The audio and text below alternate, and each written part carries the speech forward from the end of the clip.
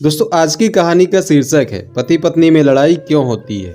दोस्तों एक ज्ञानी बाबा थे, प्रतिदिन सत्संग किया करते थे। लोग उनके यहाँ आते और सत्संग के बाद चले जाते। एक दिन एक आदमी सत्संग समाप्त होने के बाद भी वहाँ बैठा रहा। तब ज्ञानी बाबा ने पूछा, क्या बात है।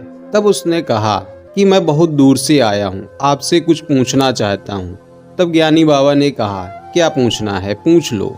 तब उसने कहा कि मैं एक शादीशुदा आदमी हूँ, मेरे घर में पति पत्नी में हमेशा झगड़ा होता है, वह कैसे दूर होगा। ज्ञानी बाबा कुछ देर चुप रहे, फिर अपनी पत्नी से कहा, लालटेन जलाकर लाओ। उनकी पत्नी लालटेन जलाकर ले आई और उनके पास रख दिया। वह आदमी भी वहीं बैठा था और सोचने लगा, इतनी दोपहर में लालटेन लाया है।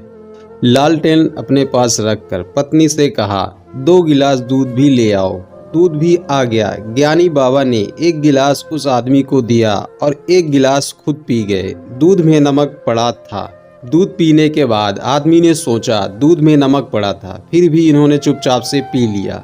मैं कहाँ फंस गया, यह तो कोई पागलों का घर लगता है। यह सोचते हुए बोला, ज्ञानी बाबा अब मैं चलता हूँ। ज्ञानी बाबा सब समझ गए और बोले, अरे आप जा रहे हैं, आपको अपने प्रश्न का हल मिला कि नहीं। वो बोला, क्या मिला, कुछ नहीं। तब ज्ञानी बाबा ने कहा, मैंने दोपहर में लालटेन मंगाया तो मेरी पत्नी पूछ सकती थी, इस समय लालटेन की क्या जरूरत है।